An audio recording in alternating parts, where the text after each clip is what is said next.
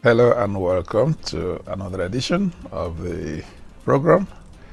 Today, I would like us to talk about Africa and the gods of other lands. Africa and the gods of other lands. We shall be discussing religion. What does it actually mean? And where does Africa place in the context of this? Africa and the gods of other lands. What is religion? Or if you like, organized religion? At the core of it, in a very simple way, religion is culture and tradition of any particular people. Is the amalgamation of the customs, the traditions, the perceptions, the mythology, the understanding of life, of the universe, of the environment of any particular people. And these understanding and perceptions overall are encapsulated and told in stories as myth. Now these myths become religion, the way of life of a particular people. And if they are successful people or they are powerful people, they can spread these their ideas about on religion to other lands, and it becomes the word of God.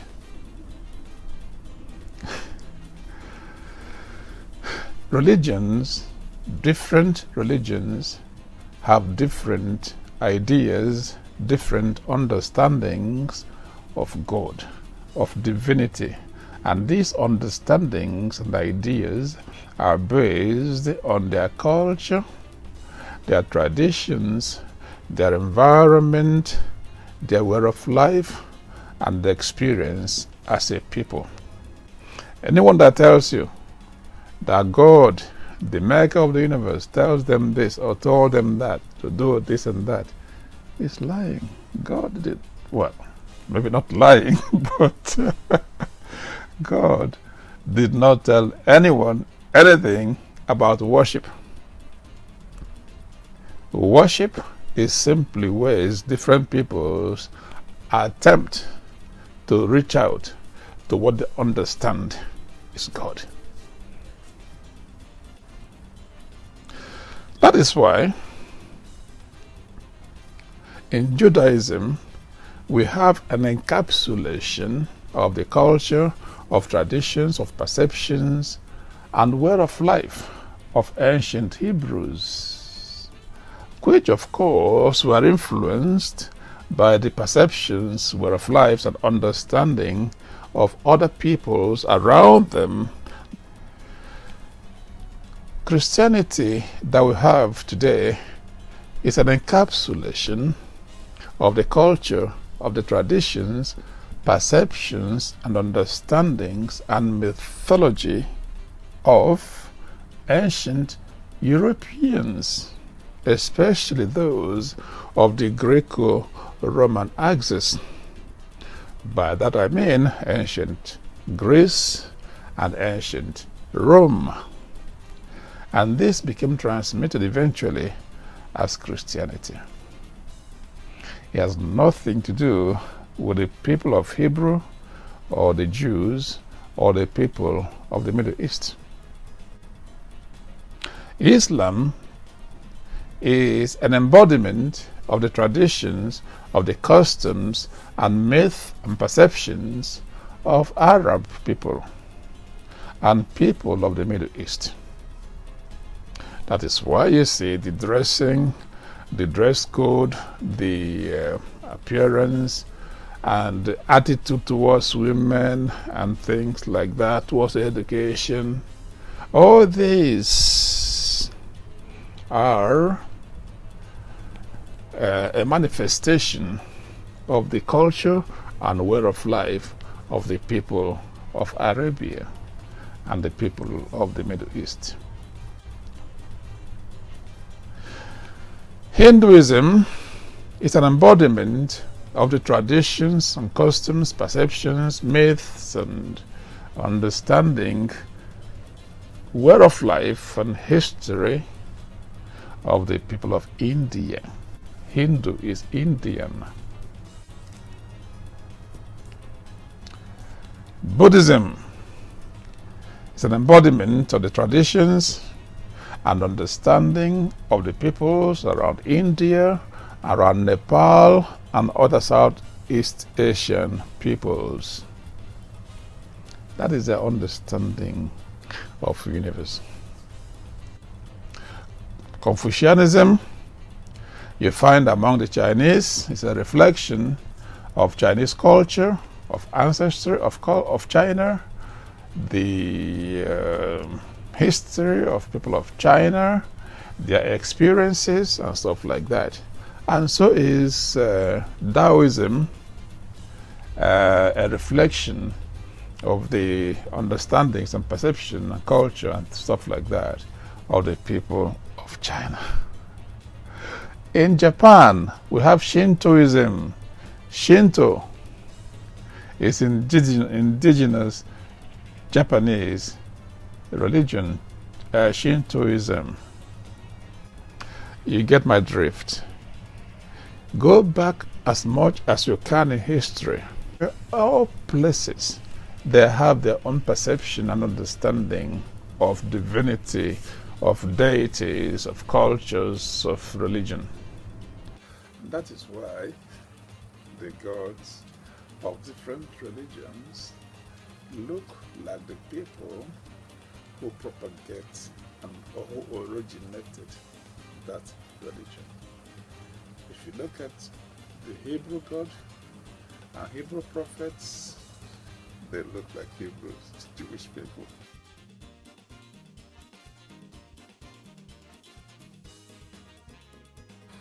If you look like Muslim prophets, they look like Muslims. They look like Arabs. If you look like Chinese gods, they look like Chinese people. Indian gods look like Indian people.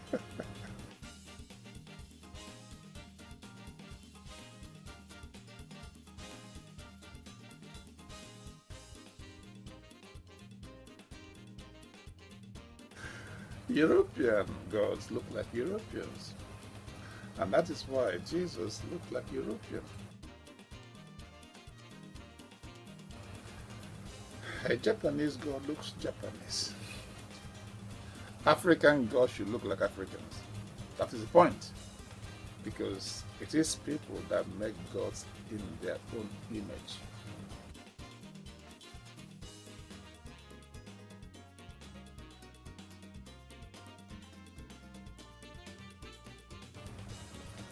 If you're worshipping a god that looks like a foreigner, you've lost your God. Look back at your origins. In Africa, the cradle of human civilization, the first human beings on earth, will also have our understanding, our perception of nature, of the universe, of divinity,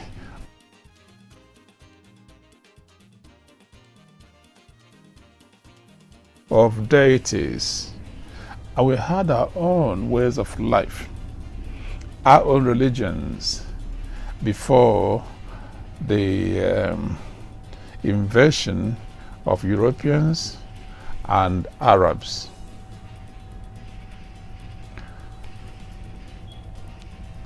What this means, and throughout the world, you have thousands upon thousands of deities and gods serving the needs of different peoples around the world. Which one is better? I don't know. I don't care. It doesn't matter.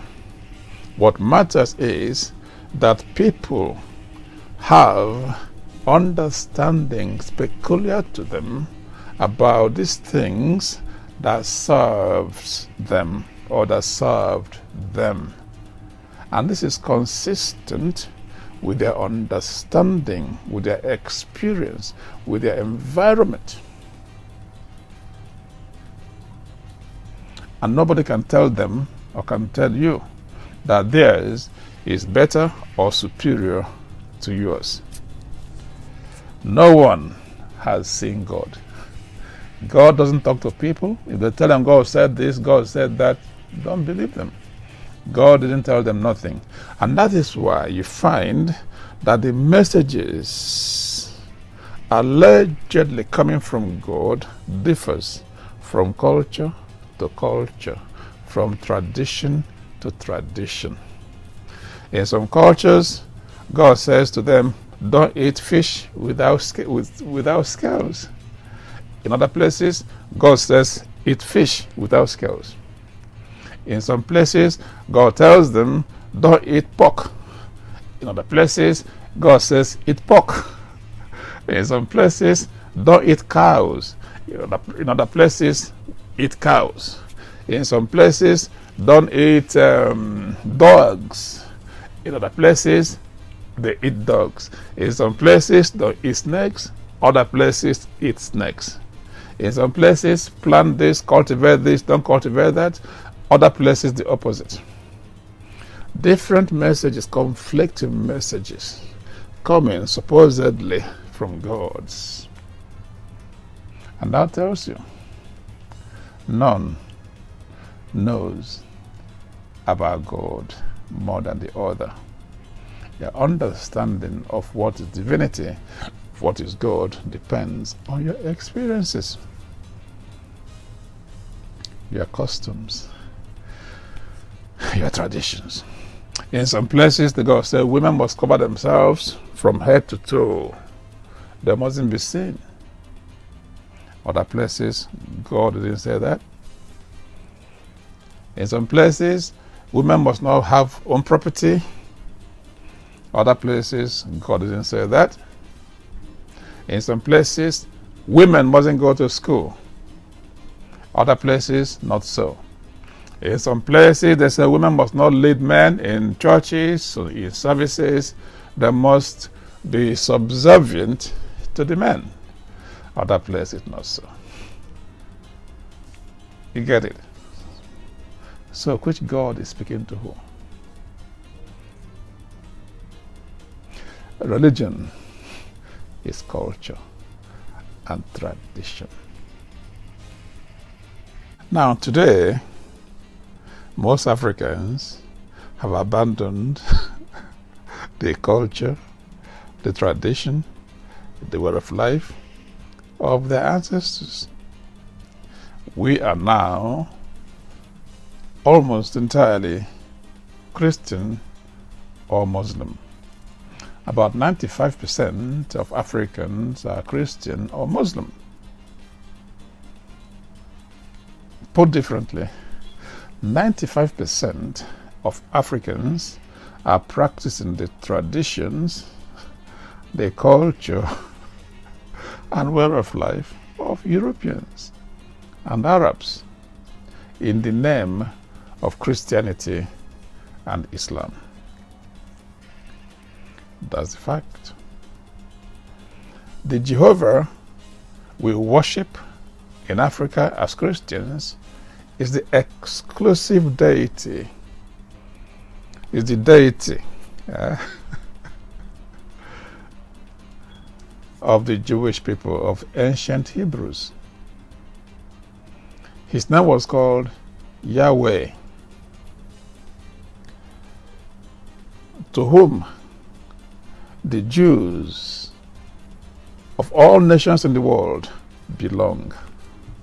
And that is why he says, or it is said in the Bible, that the Jews are his chosen people.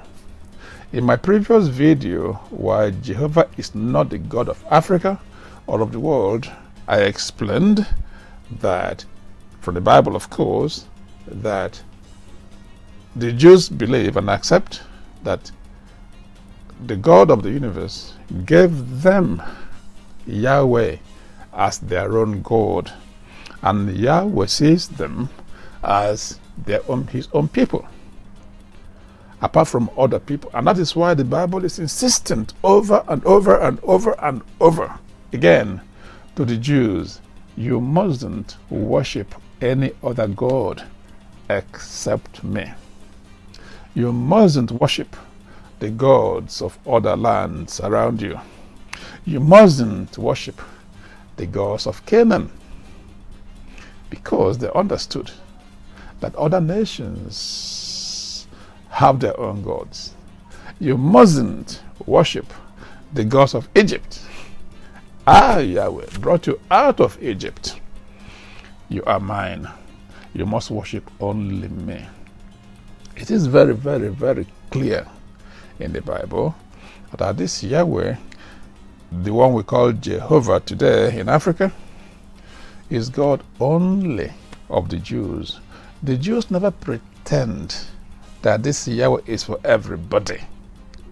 And that is why the Jews don't preach to anybody to worship Yahweh with them. They want you to find your own. Only conquered people, culturally, physically, and spiritually, believe that God did not know their ancestors and did not communicate with their ancestors. Only such people believe they can see God or no God through the eyes of foreigners, through the lens of Europeans, through the lens of Arabs. It's only defeated people. Go through history. If people are conquered, they lose their religion. And the victors impose their own brand of religion. It's nothing to do with which is better or which is worse. Africa is a prime example today of this surrender of culture, this surrender of tradition,